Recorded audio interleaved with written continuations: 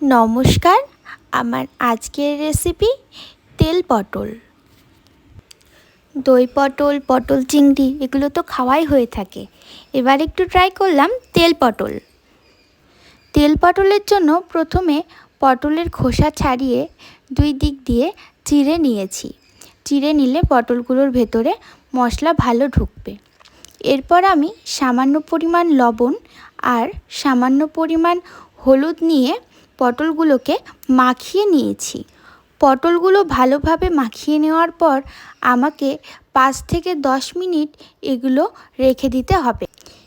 এবার আমি একটা জায়গায় ধনের গুঁড়ো, লঙ্কার গুঁড়ো আর জিরের গুঁড়ো জলের সঙ্গে ভালোভাবে মিশিয়ে রেখে দেব। আজকের রেসিপিটাতে আমি কোনো রকম আদা জিরে যে পেস্টটা হয় সেগুলো ব্যবহার করছি না, এটা পুরোই নিরামিষ। তাই জন্য আমি এই গুঁড়োগুলো দিয়েই রান্না করব। আমি এই 3 রকমের গুঁড়ো মশলা একটা বাটিতে নিয়ে জল দিয়ে গুলিয়ে রেখেছি। আমি খুব বেশি জল নিইনি, এটা গোলার মতন কিছুটা পরিমাণ জল নিয়ে ভালো করে মশলাটা গুলে নিয়েছি। এরপরে কড়াইতে সরিষার তেল দিয়েছি।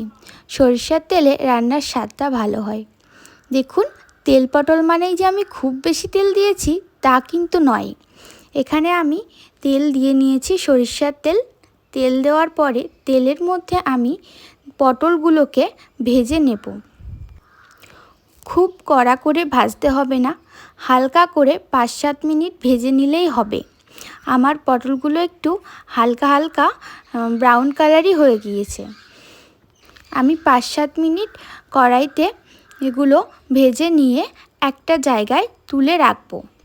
এরপর আমি ওই পটল ভাজা তেলেই এলাচ আর দারচিনি দিয়ে দেব। তেল গরম হওয়ার পরে এলাচ দারচিনি দিয়ে একটু নাড়াচাড়া করলেই খুব সুন্দর একটা সেন্ট বেরোবে। খুব বেশি ভাজতে হবে না, হালকা ভেজে নেব। এরপরে এলাচ দারচিনির মধ্যে আমি যে গুঁড়ো মশলাগুলো গুলে রেখেছিলাম সেটা আমি এর মধ্যে কড়াইয়ের মধ্যে দিয়ে দিলাম। কড়াইয়ের মধ্যে দিয়ে আমি সামান্য পরিমাণ হলুদ নিয়ে নিলাম। হলুদ নেওয়ার পরে এটাকে আমি আরও 2-3 মিনিট কষিয়ে নেব।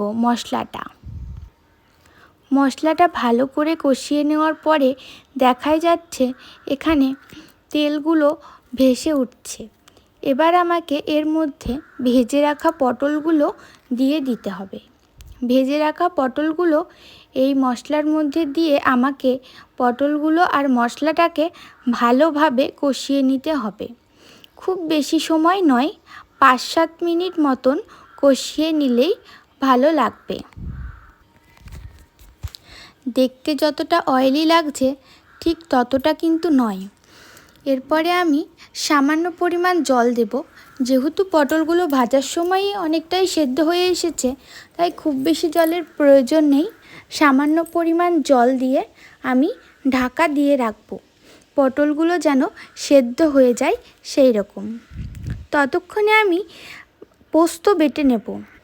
পোস্ত আর লঙ্কা, যেহেতু আমি লঙ্কার গুঁড়ো দিয়েছি তাই আর নতুন করে খুব বেশি লঙ্কা দিলাম না। আমরা ঝালটা একটু কমই খাই, আমি এখানে একটা লঙ্কা ব্যবহার করেছি। পোস্তটা আমি পাটাতেই বেটে নেব, কারণ মিক্সিতে এই অল্প পোস্ত বাটা হয় না। তাই আমি পাটার সাহায্যেই ভালোভাবে পোস্তটা বেটে নিয়েছি। আপনারা চাইলে আরও 1 বা 2টি লঙ্কা দিতে পারেন, কিন্তু আমরা ঝাল কম খাই তাই লঙ্কাটা কমই দিয়েছি। আপনারা চাইলে কাশ্মীরি লঙ্কার গুঁড়োও ব্যবহার করতে পারেন, তাতে কালার হবে, কিন্তু আমার মনে হয় এত গরমে অত কিছু না দেওয়াই ভালো। আমি এই পোস্ত বাটার মধ্যে টক দই নিয়ে নিয়েছি। টক দই নিয়ে ভালোভাবে এটা মিশিয়ে নেব। মিশিয়ে নেওয়ার পরে এবার আমাকে এটা পটলের মধ্যে দিতে হবে। দেখুন, ঢাকনা খোলার পরে দেখছি পটলগুলো আমার সেদ্ধ হয়ে এসেছে। এবার আমাকে ওই দইটা এর মধ্যে দিয়ে দিতে হবে। তার মানে বুঝতেই পাচ্ছেন রেসিপিটা হবে টক ঝাল মিষ্টি। খুব সুন্দর লাগবে খেতে। আপনারা ভাত, রুটি সব কিছুর সঙ্গে এটা খাওয়া যেতে পারে। আমি এখানে 1 চামচ পরিমাণ চিনি দিয়ে নিলাম। চিনি দেওয়ার পরে ভালোভাবে আমি নাড়িয়ে নিচ্ছি। ব্যাস রেডি আমার তেল পটল। দেখতে ও খেতে অসাধারণ। ট্রাই করুন আপনারাও, ভালো লাগবে। ভালো থাকবেন, সুস্থ থাকবেন।